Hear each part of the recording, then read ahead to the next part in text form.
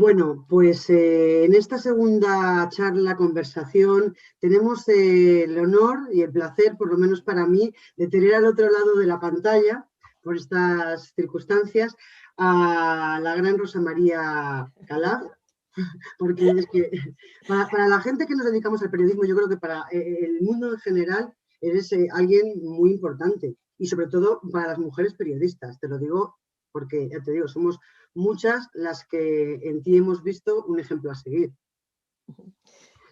Bueno, la verdad que siempre, bueno, muchísimas gracias, es un placer estar aquí, de verdad. Y bueno, eso siempre, claro, pues da una enorme satisfacción, así que evidentemente el rincón del ego, ¿no? Está ahí encantado. Pero también me da a veces una sensación de tremenda angustia, ¿no? Porque digo, Dios mío, pues qué responsabilidad, ¿no? Porque efectivamente me dicen muchas veces, ¿no? Y sobre todo pues periodistas, pues eso, jóvenes y tal, que me decís, no, no, yo es que me hice periodista porque pensaba, pues mira, si ella tal, digo, bueno, Dios mío, ¿no? ¿Dónde os he metido? Pero en fin, yo creo que es maravilloso, ¿no? Porque no me he arrepentido ni medio segundo a Sí. lo largo de mi vida de haber elegido esta profesión, pero bueno, o sea, pero lo agradezco muchísimo, de verdad, al contrario. Y allí, en fin, y agradezco porque ahora yo se supone que estoy jubilada, pero creo que es muy importante que quede claro que del periodismo Nunca una se no se jubila una. nunca se jubila uno porque sería como jubilarse de la vida, ¿no? Ahí estamos. Bueno, Rosa María, su presentación sería infinita. Podemos decir, bueno, que es la profesional, la corresponsal con la trayectoria más larga y variada. Ha pasado por infinitos y multitud de países y, bueno, has informado de todo, yo creo, los ámbitos, desde política, economía, conflictos. ¿Te ha quedado alguno? Bueno, alguno me ha quedado, ¿no? Siempre me queda la espinita de que no estuve cuando cayó el muro de Berlín y no estuve por poco, porque acababa ya de terminar mi etapa en la Unión Soviética y me había ido ya hacia Sudamérica, pero vamos, por cuestión de un mes, ¿no? Que si lo llego a saber me quedo, claro. Bueno, pero hoy el tema que nos centra es, bueno, hablar de esta pandemia, una pandemia en la sociedad, una pandemia que ha traído desigualdad y desinformación.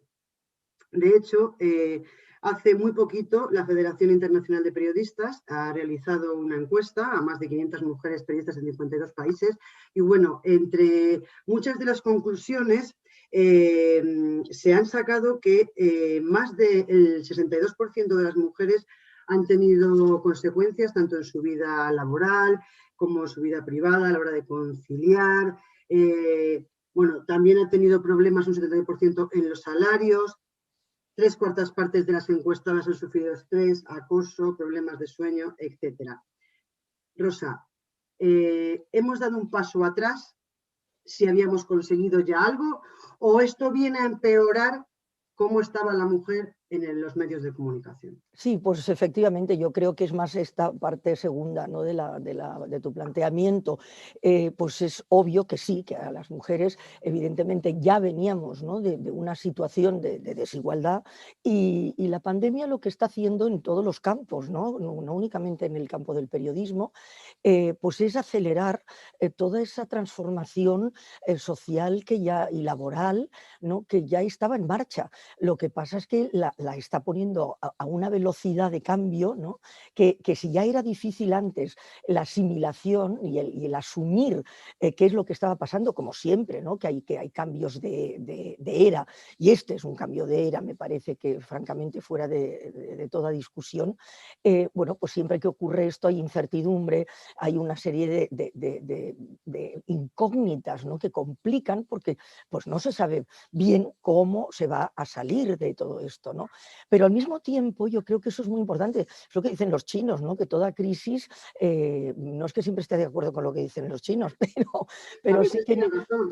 pero sí que en este caso sí, que también es una oportunidad, ¿no? Una extraordinaria oportunidad, porque yo creo que nos ha puesto de frente, por si alguien todavía tenía dudas, por si alguien no se había dado cuenta, etcétera, de cómo estábamos deteriorando una serie, ¿no?, de parámetros en todos los sentidos, ya digo, de la calidad de la información, sin duda, puesto que aquí es lo que nos importa, ¿no? Pero no solo eso, sino de los valores familiares, los valores laborales, en fin, la ética estaba siendo zarandeada cada vez más, y la tecnología que fue cuando apareció, ¿no? Un motivo de esperanza y de alegría, en el sentido de que nunca habíamos tenido una herramienta tan poderosa en las manos, ¿no?, para el conocimiento, para el aprendizaje, para el acercamiento a lo distinto, etcétera. Claro, ¿qué ha pasado? Que efectivamente, como es precisamente eso, ¿no?, una herramienta, pues la herramienta se puede usar bien o se puede usar mal. Y lamentablemente estamos viendo que hay una enorme tendencia a usarla mal, es decir, no en beneficio del bien común.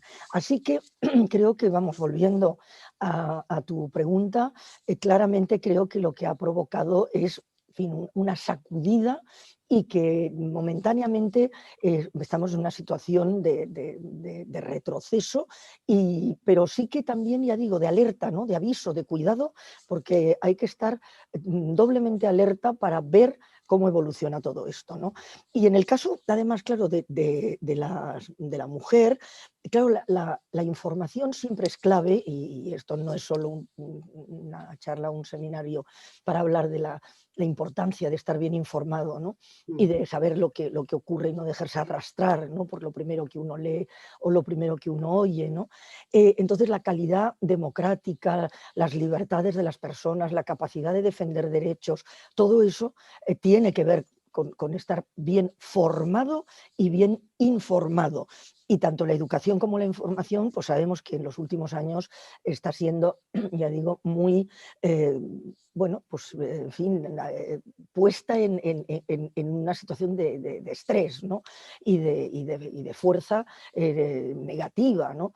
Entonces, bueno, pues en el caso de la pandemia, como bien habéis dicho en el título, ¿no?, está provocando, o sea, esa desinformación, que es peligrosísima, y al mismo tiempo, desde el punto de vista sanitario, económico, social, claro, la crisis es triple, ¿no?, es sanitaria, social, es económica, y es política, porque estamos viendo que también lo que está sucediendo, ¿no? Entonces, ¿qué ocurre? Que en el caso de la mujer, una vez más, en la mujer te dicen: "No, pero sí, ha sido, hay muchas menos mujeres fallecidas que hombres, ¿no? Ha sido, bueno, la infección es muy inferior". Digo, pero es que, claro, volvemos a estar en lo de siempre, que no disgregamos datos. Quizás sí que la infección no ha sido tan virulenta en el ámbito femenino, pero la afección sí que lo ha sido. Es decir, que la mujer puede haber sido menos infectada, pero está siendo mucho más Más afectada. afectada.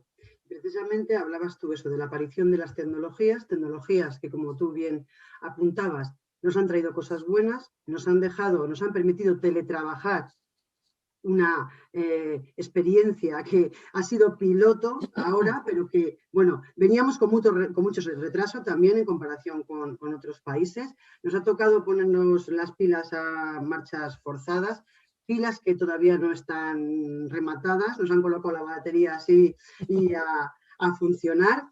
Pero claro, esta tecnología también es un arma de doble filo. Muchos pacientes se escudan en esa tecnología, Ujú. No, no, comunican lo que absolutamente. quieren. Por eso, no, no, es una puntualización extremadamente importante, ¿no? Porque puede llegar a ser una trampa. Es decir, es evidente que está muy bien que la mujer que andaba ahí un poco, pues, digamos que arrastrando, ¿no?, esa falta de posibilidades en el avance tecnológico, que era claramente, ¿no?, mucho, bueno, muy superior en el ambiente masculino, porque evidentemente respondemos, lo podemos olvidar que seguimos estando en un parámetro, en un panorama, en un modelo social androcéntrico, ¿no? Donde realmente el modelo es masculino, o sea, todavía tenemos muchísimas dificultades, o sea, hemos cambiado muchísimas cosas, ¿no? Y hemos avanzado infinitamente, pero está claro que va muy lento y que no es perfecto. Entonces, que la mujer ahora realmente mejore y dé un salto hacia adelante en lo tecnológico es muy positivo, es fundamental, pero cuidado, porque ya digo, eso puede ser una trampa, porque entonces, ¿qué está empezando ya a pasar? ¿Quién se va a quedar en casa teletrabajando? ¿No? Y entonces vamos a tener más mujeres que hombres teletrabajando con el añadido de una sobrecarga adicional para las mujeres, porque lo que de momento es difícil que cambie es toda la carga doméstica de cuidados, etcétera, que sigue estando. Hay una encuesta muy interesante que me cayó en mis manos hace pues, unos 8 o 10 días. No recuerdo ahora, estoy hablando de memoria, no recuerdo exactamente dónde, pero bueno, no sé si la hicieron en Suecia o en los países nórdicos. Y era muy curioso porque, la tengo por aquí, y era que en general, bueno, no es esto, en fin, la voy a decir de memoria porque lo que es importante no los porcentajes exactos, pero sí que es muy evidente el panorama, ¿no? El escenario que dibuja esta encuesta. Les preguntaban a las mujeres durante toda la pandemia que llevábamos, confinamientos, desescaladas, etcétera, en distintos países donde trabajaban habitualmente, ¿no? Donde teletrabajaban. Bueno, primero, muchos habían perdido el trabajo. Esta es otra cuestión, ¿no? O sea, que el desempleo ha subido infinitamente más entre las mujeres que entre los hombres. Pero aquellas que mantenían el trabajo, pues había un porcentaje altísimo que decían todo el tiempo que, bueno, pues voy cambiando, porque a ratos estoy en la cocina, a ratos pues me conecto si no tengo que estar tal, pero siguiendo reuniones y tal, pero entonces aprovecho porque estoy en la habitación de los niños. Es decir, era una movilidad permanente dentro del hogar, ¿no? Y por el contrario, esta misma encuesta hecha a los hombres, el porcentaje era altísimo de que estaban en un lugar, es decir, un despacho el que lo tenía, un rincón en la sala, pero que estaba arbitrado para eso ya, es decir, que no se movía, ¿no? Lo cual es claramente muy ilustrativo, ¿no? De cómo, claro, de dónde podemos ir a parar, ¿no? Y sabía lo que ibas a decir, porque yo llevo teletrabajando desde hace 10 años desde casa, yo llevo aquí la corresponsalía de una agencia de noticias, y yo trabajo desde la cocina. Pues Trabajo desde la cocina y me hice un despacho, pero al final trabajo desde la cocina, porque como yo digo, si es que no estoy solo una cosa, soy la mujer orquesta. Absolutamente. Y seguramente que las que nos están escuchando, porque algunos espero que haya, ¿no? Porque este es otro de los graves problemas, ¿no? De cómo hay que hacer pasar el mensaje que cuesta tanto, ¿no? De que esto es una cuestión que nos afecta a todos, ¿no? Como dice Celia Amorós, ¿no? Cuando hablamos de liberación, no es liberación solo de las mujeres, es liberación de hombres y de mujeres, porque de lo que nos tenemos que liberar es de estos modelos, ¿no? tan anticuados, o sea, y tan cerrados, ¿no? de género, de jerarquía, de género, etcétera, que todo esto lo que hace en el tipo de vida que precisamente pues, se va llevando cada vez más, y precisamente que la tecnología propicia, ¿no? Pues es un corsé, y es un corsé que perjudica a ambos, ¿no? Porque perjudica el construir una sociedad mejor, ¿no? Así que eso es evidente, y seguro que ya digo, que quienes están escuchándonos, pues vamos, me juego lo que quieras, que casi todas están haciendo así con la cabeza, ¿no? Así que probablemente. Así digo, ay, madre. Bueno, decíamos eso, que precisamente en esta época de pandemia los medios han desempeñado quizás el papel más importante, o de los más importantes de su historia, yo creo más reciente, porque la sociedad, la gente, solicitaba información constante y muchas veces no iban a las fuentes fiables, es lo que tú decías antes. Las nuevas tecnologías nos han traído redes sociales, nos han traído periodistas de móvil, y a mí me ha pasado personalmente, y me imagino que nos ha pasado a todos, tanto a ti como a los que están escuchando, el que te pregunte un amigo, pero esto es verdad, no sé qué. Yo ya no sabía cómo decir, que de verdad que buscaran una fuente fiable, un organismo, alguien público que tuviera un peso, que no hicieran caso a cualquier cosa que les pasaban por Twitter o por WhatsApp. Sí, sí, no, se ha dado efectivamente esa paradoja, ¿no? De que por una parte la pandemia, digamos, ha supuesto un poco el regreso a la esencia del periodismo como servicio público, ¿no? La gente se ha dado cuenta de lo importante, de la necesidad que tenía, ¿no? De saber. Y ha habido claramente un significativo aumento de consumo de información, vamos, un volumen inesperado. Incluso el otro día hubo una charla en la FAPE, en la Federación de Asociaciones de la Prensa de España, en la que se dijo esto, ¿no? Un volumen inesperado, por ejemplo, de suscripciones y de pago por contenido, ¿no? Pero sin embargo, en cambio, por ejemplo, no hubo un aumento de ingresos publicitarios, ¿no? Por lo menos en una proporción igual, en lo cual, pues, en fin, también es un poco inquietante, ¿no? Entonces, claro, podemos insistir en eso. Tengo también por aquí unos datos de Berkeley, de la universidad, porque claro, ya llevamos tantos meses con esto que ha habido ya tiempo de hacer bastantes estudios, ¿no? Y entonces Berkeley lo que dice es que hay en la cobertura COVID hay mucho bueno, pero también mucho malo, ¿no? En la línea de lo que tú decías. Y que claramente la confianza, ¿no?, en los medios está en juego, que ya lo estaba antes, ¿no? Pero que este es un punto de inflexión, porque si realmente no sabemos reconducir, ¿no?, para que el ciudadano se dé cuenta de que consumir información tóxica es igual que consumir alimentos tóxicos, ¿no? Si te tomas unos productos que te compras en lugares que no sabes ni tienes ninguna garantía de cómo están hechos, es muy probable que acabes envenenado y tu cuerpo acabe en el hospital. Pero es que si consumes información tóxica, lo que va a acabar en el hospital es el cuerpo social, y el cuerpo social enfermo es donde vivimos todos, ¿no? Por tanto, en fin, por la importancia que tiene, debemos estar muy atentos, ¿no? Y entonces, bueno, pues la verdad es que sí que parecía que causaba una cierta perplejidad eso que tú dices, ¿no? Estas continuas llamadas de amigos, de personas que te decían, oye, mira, es que he recibido esto, pero ¿cómo hago para comprobar? ¿Esto tú crees que es verdad? Tal. O sea, es decir, que había esa intensidad, ¿no?, aumentada del interés y de la atención, ¿no? La gente necesitaba mucha información, Ahora, no sabía lo que estaba pasando, estábamos con miedo, perdidos. exactamente, pero claro, ese miedo y esa sensación de pérdida ha sido, de estar perdidos, ¿no?, de confusión, ha sido muy bien aprovechada por aquellos que se nutren precisamente del miedo y de la confusión de la sociedad, ¿no?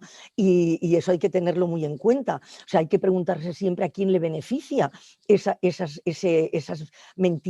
noticias que mienten, esos silencios, ¿no?, eso que se calla, que engaña, y ese ruido mediático feroz que nos está distrayendo continuamente. Eso no nos beneficia como seres humanos, como sociedad, como bien común, ¿no?, sino que beneficia a determinados intereses muy concretos que lo que quieren precisamente es una sociedad desinformada, porque una sociedad desinformada, miedosa, asustada, confusa, lo que va a ser es muy fácilmente manipulable para llevarla a donde quieras a donde te convenga y quieras llevarla, ¿no? Y eso es algo que todo el mundo debe tener muy, muy claro. Y, por ejemplo, en el mismo informe este de Berkeley, dice que, claro, que por ejemplo los medios, y cuando hablamos de medios estamos hablando obviamente de medios convencionales, radio, prensa, televisión, pero también y fundamentalmente de redes, ¿no? Porque está claro que ahora, pues prácticamente, sobre todo a partir de una determinada edad, la información y, en fin, el contacto con el saber pasa, o el no saber, pasa directamente por las redes, ¿no?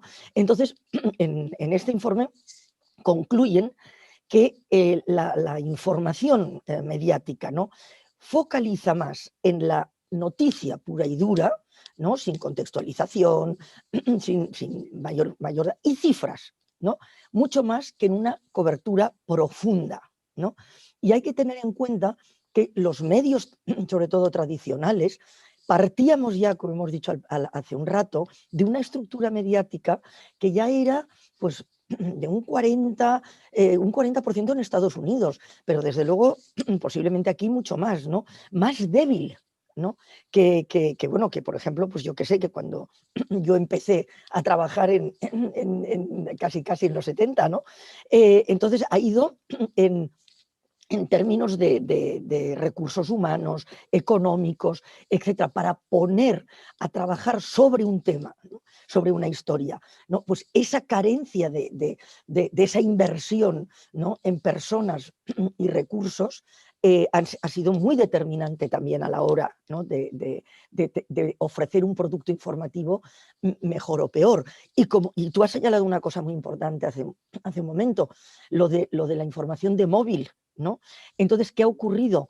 Que como ya no hay especialistas, porque los especialistas han desaparecido prácticamente de todos los medios, en este momento, ¿quién está informando? Y esta es otra conclusión también que saca este informe, y es que está informando el que es especialista en informar de crisis, da igual la crisis que sea, ¿no? En lugar del especialista en el tema de cada crisis, ¿no? Y por tanto esto también es peligrosísimo, porque al final esto ¿qué hace? ¿Qué consigue? Pues priorizar lo que impacta sobre lo que importa, porque lo que importa es difícil de conseguir, es difícil de entender y por tanto, y muchas veces es difícil de explicar, ¿no? Y por tanto, pues es más sencillo tirar del titular impactante, de lo primero que encuentras que va a llamar la atención, etcétera, que realmente irte a buscar fuentes fiables. Es decir, porque para los periodistas, como tú has dicho antes, para el ciudadano, pero para los periodistas, en fin, las fuentes tienen que ser fiables y la falta de tiempo, la falta de recursos y la falta de conocimiento del tema, ¿no? Pues lo que ha hecho es, y el no poderse mover, ¿no? Y todos los impedimentos que además se han puesto a nivel generalmente oficial, de gobiernos, etcétera, que también se ha aprovechado, ¿no? Para restringir el acceso a la información. El Bueno, pues periodismo todo de eso. pantalla, ¿no? El periodismo de pantalla, el periodismo Claro. de plasma, el no preguntas, lo que tú decías, bueno, sí que es verdad que veníamos arrastrando, pero sí que se ha visto incrementado en Sí, esta sí, sí. pandemia. El informe, por ejemplo, concluye diciendo que de 140.000 noticias estudiadas entre enero y junio en Estados Unidos, vamos, el 80% contribuyeron a la incertidumbre y el miedo, lo que debilitó la respuesta sanitaria y la economía, ¿no? Así que, claro, eso es algo que tenemos que saber, ¿no? Sí, y es algo que yo creo que también debería de empezar a darse en los colegios o en los institutos, o sea, el que busquen en ellos mismos fuentes. En este caso me refiero a los jóvenes porque son los que van a empezar, ¿no? A salir del cascarón y a estar más informados. Y aparte porque son los usuarios más potentes de estas redes, ¿no? Entonces, que ellos sean los primeros que aprendan a buscar información y que no se conformen con lo primero que lean. Yo creo que eso es algo que se tendría que hacer, no sé, de verdad, charlas o algo en los institutos. Me consta que se hace, pero se tendría que incidir mucho más. Bueno, ahí me has dado en mi punto, mi punto débil, porque es mi batalla la alfabetización mediática, ¿no? Que es de lo que se trata. Es decir, que llevo en esto pues, de hace más de 10 años, peleando por lo que acabas de decir. Hicimos incluso con la Universidad Rovira Virgili un experimento, hará 10 años por lo menos ya, precisamente en ese sentido exacto en lo que tú acabas de describir también. Es decir, en el que los adolescentes, es decir, las escuelas se inscribían en esa especie de curso improvisado que se llamaba Descubriendo el Periodismo, precisamente, ¿no? Por supuesto, por la red, en fin, dirigido a los adolescentes, ¿no? A estudiantes de la ESO.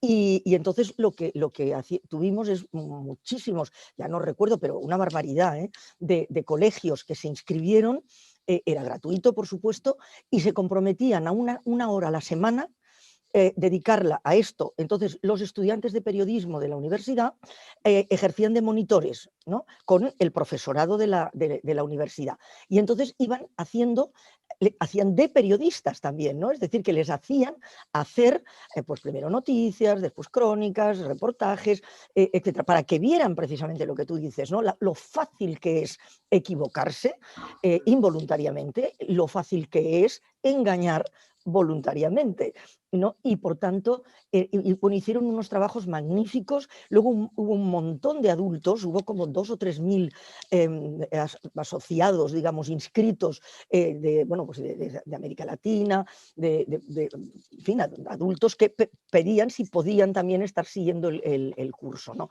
Y luego todo eso me consta que efectivamente, y bueno, y además yo hago muchísimos cursos, charlas en colegios, y en talleres y todo eso, especialmente, ya digo, para estudiantes de la ESO, pues desde hace 10 años. Pero eso es fundamental y bueno, pues estamos muy interesados, ¿no?, en que haya, de hecho se está tratando de exigir de que se ponga como una obligación dentro del currículum, ¿no?, educativo, en vamos, que todos los colegios tengan que tener unas horas de esa explicación, ¿no? Porque el consumo de la red es muy beneficioso.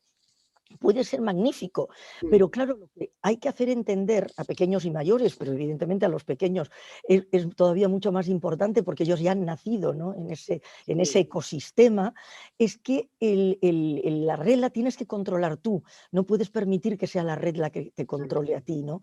Por tanto, tú tienes que trabajar con la red, pero no caer en la red, ¿no? Y hay que ponerles enfrente de los peligros que eso tiene y enseñárselos y mostrárselos, ¿no? Y lo importante que es para que puedan decidir sus propias vidas. Y eso vale también exactamente igualmente para los adultos, ¿no?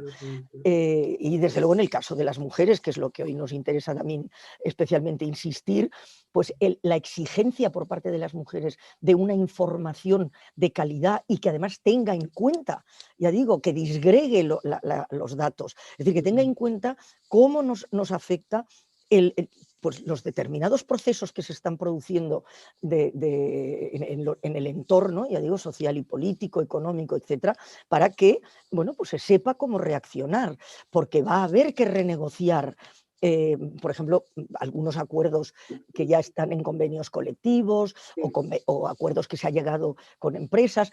Hay que tener en cuenta que ahora corremos otro peligro tremendo, que es seguir confundiendo la conciliación con la corresponsabilidad. Y cuidado, porque la conciliación es una cosa, es importante, etcétera, pero lo importante y a lo que hay que ir es a la corresponsabilidad. Y eso hay también unas en fin, estadísticas por aquí también hechas en Alemania, que concretamente pues, lo que estaban viendo era de que los países que tenían mejores medidas de conciliación, ¿no?, se habían dado cuenta de que el resultado, después de ya bastantes años, ¿no?, de estarlas aplicando, que, leo textual, la situación real es que las mujeres han visto frenadas sus carreras y no han tenido promociones en un porcentaje, pero ni siquiera cercano al de los hombres, ¿no? Y ni siquiera, y no puestos de responsabilidad, lo cual ha generado un enorme nivel de frustración, ¿eh? O sea que eso hay que tener también cuidado, porque esa puede ser otra trampa, ¿no? También. Parece que siempre las mujeres nos vamos dejando algo por detrás, siempre ahí, venga, bueno, esa sensación. Yo no me considero tampoco una persona muy mayor y yo pensaba que cuando ya fuera madre, ya esto iba a haber cambiado. No ha cambiado. Se ha dado algún paso, muy poquito, y bueno, espero que sigamos luchando porque esto, las nuevas tecnologías, el teletrabajo, viene para quedarse. Y Sí, lo que sí. decíamos, Rosa, no sabemos si va a ser para bien o para mal. Quizás los medios de comunicación, no los trabajadores, la gente que está por encima, vaya a utilizar esto en nuestra contra. Sí, sí. No, no, es que está claro, ¿no?, que la respuesta a la pandemia debe ser, digamos, no solo, diría, rectificar, ¿no?, las deficiencias que ya se venían arrastrando, ¿no?, sino que hay que ir mucho más allá. O sea, que se tiene que aprovechar para construir, ¿no? Ese mundo más equitativo, que sin ninguna duda va a ser mejor para todos, ¿no?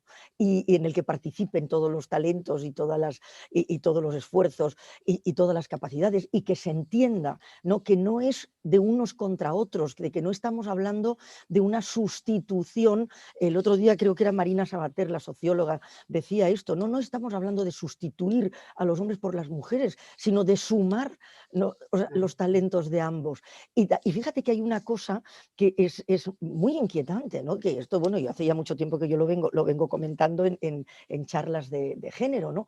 El que hay, si tú entras en internet y buscas, ¿no? En las universidades, en todas partes, pues liderazgo femenino, empoderamiento, cómo avanzar, cómo romper el techo de cristal, cómo la corresponsabilidad, es decir, etcétera, etcétera, etcétera. Hay multitud de oferta, ¿no?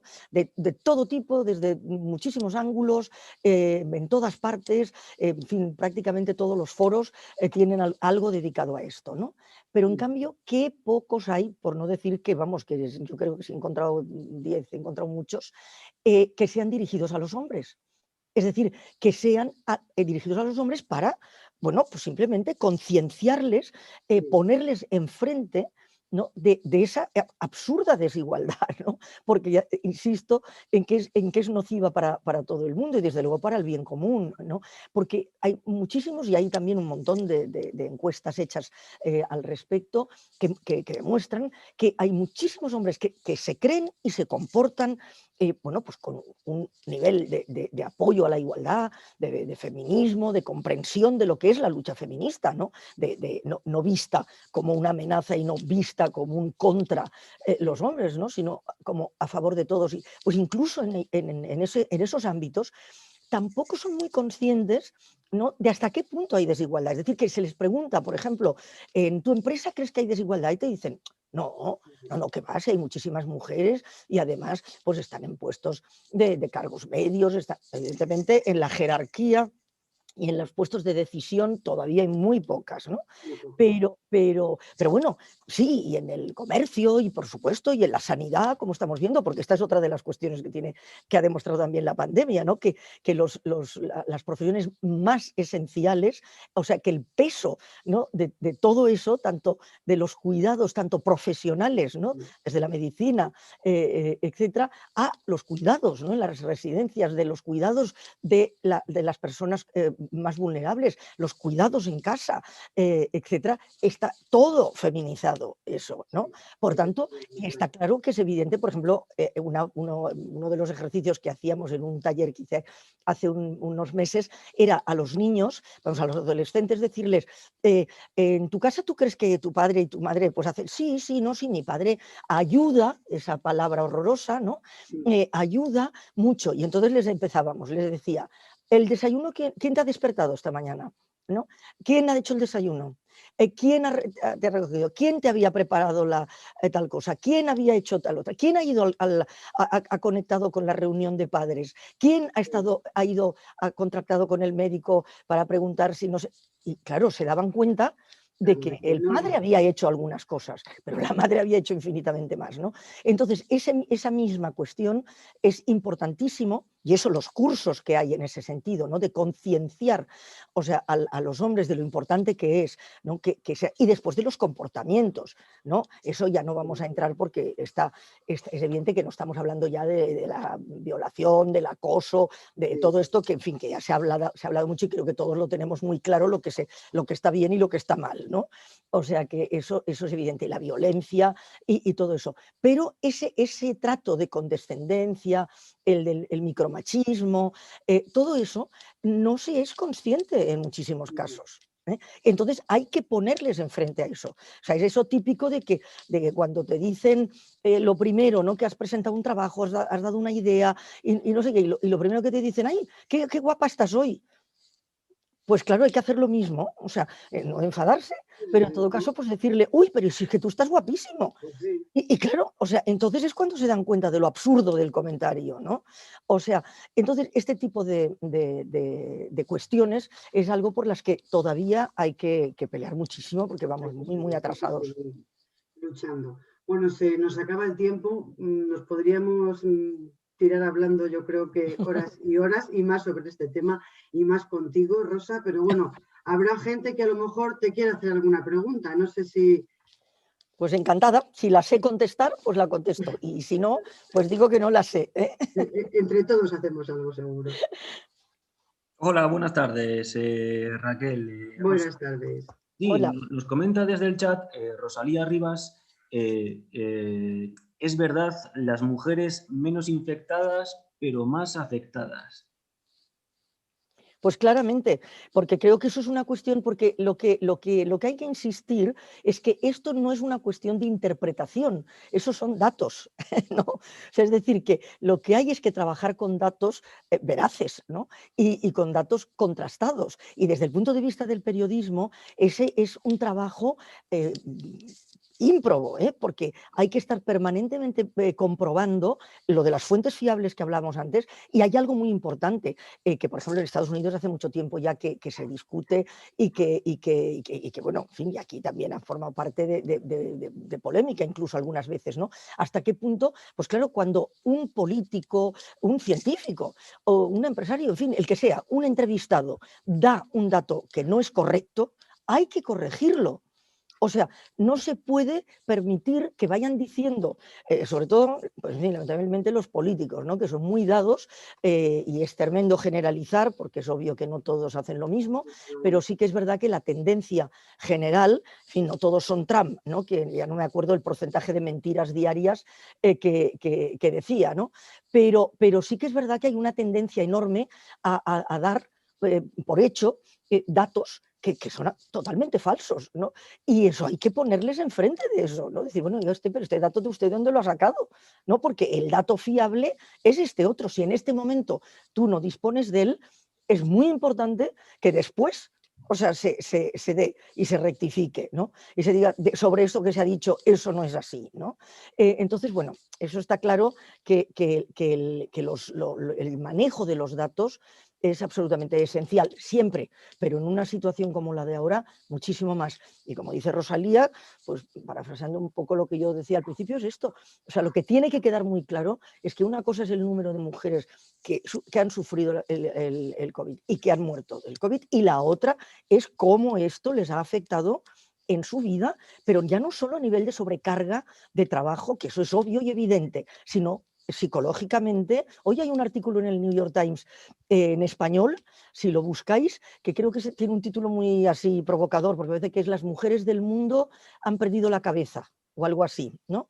Y está en el New York Times en la parte de español, está también en inglés, creo, y es interesantísimo, porque va desgranando, ¿no?, el cómo las mujeres también se han hecho estudios, obviamente, ¿no? Creo que Galinsky, que es que, en fin, ya había hecho un informe anterior muy interesante sobre esto, y va pues, relatando, ¿no?, detallando, o sea, dando como una lista de ese vivir cada día, de esa cotidianidad, ¿no?, con esas presiones que vienen por todas partes, ¿no? Y cómo eso hace, por ejemplo, destaca mucho la pérdida de la paciencia, ¿no? Y el ataque de furia y de rabia, ¿no? Y de hecho el periódico, el New York Times, que es muy interesante, esto hace ya algunos meses, abrió una línea telefónica para que las mujeres que estaban en su casa y de pronto es que ya se les venía todo encima, para no descargarla con los niños, que eran los que generalmente se llevaban los pobres la bronca, ¿no? Pues que pudieran llamar al teléfono y descargar la ira, la rabia, ¿no?, la frustración o lo que fuera en cada momento, llamando a ese teléfono. O sea, que imaginaos si es real esto, ¿no? O sea, que no estamos inventando nada. No sé si hay alguna pregunta más. Sí, bueno, le quería preguntar yo a modo de curiosidad a Rosa, que ha estado de corresponsal en Nueva York, en Moscú, Buenos Aires. ¿Cuál sería el acontecimiento que más le ha gustado cubrir y cuál el que menos? Bueno, me lo pones dificilísimo, porque la verdad es eso, ¿no? Han sido tantísimos años, que han sido 40 años, ¿eh? Y claro, y de los 40, bueno, 26 viviendo fuera, pero prácticamente 30, 30 y pico, pues cubriendo todo tipo de acontecimientos por todos lados, y buenos y malos, ¿no? Entonces la verdad es que me cuesta muchísimo. Hombre, creo que ha habido, porque yo lo que he tenido es una gran fortuna, y siempre digo, ¿no?, que he sido en mi vida extraordinariamente privilegiada, ¿no?, y afortunada, para empezar, en la familia que nací, sin la que jamás hubiera podido hacer todo lo que he hecho, pero aparte de eso, porque he estado en los lugares cuando estaban sucediendo cambios históricos, ¿no? De hecho, en Estados Unidos estuve cuando estaba Reagan, y cuando la reelección de Reagan, y cuando empezó a surgir todo lo que estamos viviendo ahora, ¿eh? Es decir, que en esos años, a principios de los 80, fue cuando empieza pues toda la desregularización económica, toda digamos, esa permeabilidad de los medios de la información mezclándose con el espectáculo, es decir, todo esto que ahora, pues, en fin, vemos en qué está, a dónde está llegando, ¿no? Entonces no había la tecnología que hay ahora, pero no la había para todo el mundo, pero sí estaba ya en la mente de quienes la estaban diseñando, ¿no? Entonces yo creo que, por ejemplo, esta etapa fue fundamental, porque quizá yo en aquel momento no era consciente de que estaba viviendo ese arranque, ¿no?, de unos cambios que iban a marcar claramente el futuro, pero sí que percibías, ¿no?, que algo estaba sucediendo. Entonces el estar ahí en esa época fue fantástica. Y luego, evidentemente, es que me han pasado las tres cosas, creo: el estar en la Unión Soviética cuando empieza Gorbachov, ¿no?, y cuando empieza a desmoronarse, ¿no?, todo ese engaño, ¿no?, que se había montado en torno a la potencia, ¿no?, que era un gigante con pies de barro absolutamente, ¿no? Y entonces, bueno, pues ese cambio también brutal que conduce y acaba pues, con la caída del muro, y con la caída de tantísimos, después otras dictaduras aquí y allá, porque ya la Guerra Fría, ya, digamos que ya la lucha ya no se está peleando en el territorio de otros, ¿no?, entre la Unión Soviética y Estados Unidos, las potencias. Pues ha derivado en otra cosa, pero en fin, no tenemos tiempo ahora. Y después la tercera, por supuesto, pues porque llego a Asia en el momento en que China sale y es ya pues claramente, ¿no?, la potencia que geoestratégicamente, económicamente, va a marcar el paso del futuro. Entonces, estos tres momentos, pues no puedo prácticamente elegir ninguno, porque creo que los tres han sido decisivos. Ahora, a nivel humano, personal, ¿no?, pues es evidente que los acontecimientos que bueno, son los que te marcan, digamos, más, tienen que ver siempre con las personas, ¿no?, y con lo que les sucede a las personas, y con lo generalmente lo que te impacta inicialmente siempre es lo malo, ¿no? Y pues he vivido conflictos y he vivido pues tantísimas catástrofes naturales, y bueno, y este avance ahora desmesurado de la desigualdad, ¿no? Porque vivir en la miseria es también, o sea, forzar a que la gente viva en la miseria y la desigualdad es una injusticia, o sea, que eso realmente es también un abuso de los derechos humanos, ¿no? Y es un atentado contra los derechos humanos. Por tanto, eso te produce, es lo más, digamos, cuando tú dices el mejor, pues evidentemente esto no es lo mejor, digamos, es lo peor, pero sí que es importante la posibilidad de haber tenido la posibilidad de contarlo, ¿no? Haber podido tener la posibilidad de que lo que le sucede a estas personas, bueno, pues llegue a otras personas, que lo que tienen es que hacer fuerza para que todo esto se modifique y se arregle, ¿no? Es decir, que el gran mal del mundo es la injusticia, y nosotros en nuestro mundo, digamos, del bienestar en fin, Sí. y de muchas veces, en fin, del despilfarro, ¿no? Tan a menudo somos muy responsables de lo que les está pasando a tantísima gente en el mundo, que nacen y mueren en el mismo lugar, pero entre un hecho y el otro lo único que intentan es sobrevivir, que no saben si sus hijos van a estar vivos al día siguiente, ¿no?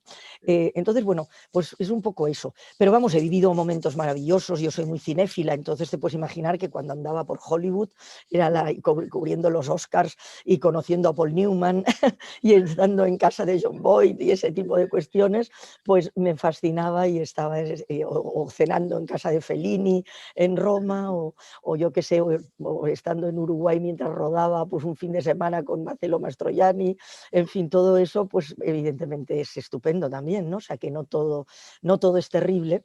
Y luego lo que sí también es muy importante es que en todas esas situaciones de tremenda opresión, ¿no? Y donde siempre las mujeres también son el eslabón que lleva la peor parte, ¿no? Lo que también es fantástico, y eso sí que es lo mejor, es ver la fuerza que se desarrolla ahí por parte generalmente de las mujeres, ¿eh? El activismo es, vamos, fundamentalmente femenino, incluso en aquellos países donde les va la vida, ¿eh? O sea, es decir, que las matan, o sea, por exigir sus derechos, que exigiendo sus derechos lo que están haciendo es propiciando el bienestar de la comunidad, ¿no?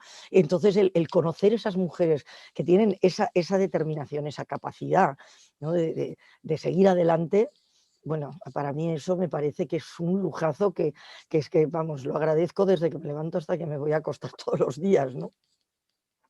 Pues no sé si alguna pregunta más.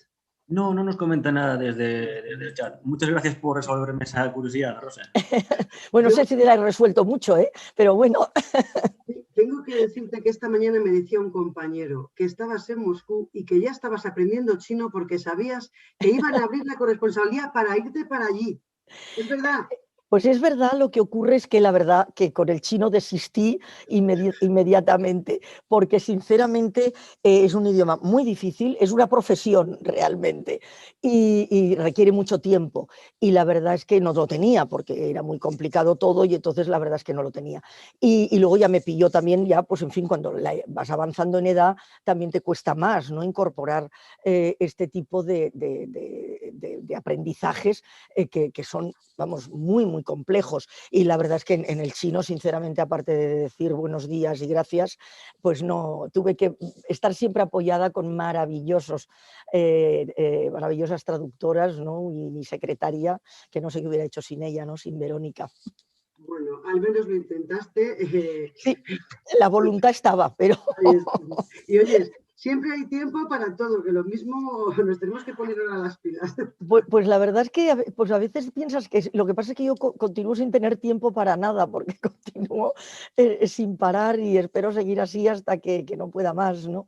Pero bueno, sí, no, y aprender, eso es lo bueno de esta profesión, además, que te permite estar aprendiendo siempre. Ahí estamos. Bueno, pues muchas gracias, Rosa. Me reitero, me repito, ha sido un placer, un honor, de verdad. Lástima que no haya podido ser en persona, pero bueno, nos queda una cita pendiente. Hablábamos antes Sin que habías ninguna venido a duda. Valencia. Y vamos, y lo primero que voy a hacer, porque como a mí lo que más me gusta es viajar, es en cuanto se pueda salir a viajar, y voy a empezar pues por viajar por aquí, pues cuando vaya por ahí aviso y por lo menos ahí, pues en fin, nos tomamos un café. Pues eso. Nada, un abrazo a todos, de verdad, mil gracias, sobre todo, vamos, por haberme invitado, a ti por en fin, por el esfuerzo de toda la preparación y ya digo, al espacio, evidentemente, del centro que lo ha organizado, pero sobre todo a todos los que estáis al otro lado de la pantalla, ¿no? Porque Raquel y yo hubiéramos estado aquí encantadas de charla, pero en fin, sin todos los que estáis al otro lado y todas, pues no hubiera sido pues, tan fructífero, espero. Muchas gracias. Pues muchas gracias también al Instituto Castellano y Leones de la Lengua por darnos esta oportunidad y bueno, recordar que el lunes siguen las charlas, así que en este canal de YouTube podemos seguir informándonos de estos temas que están de actualidad y además son muy importantes.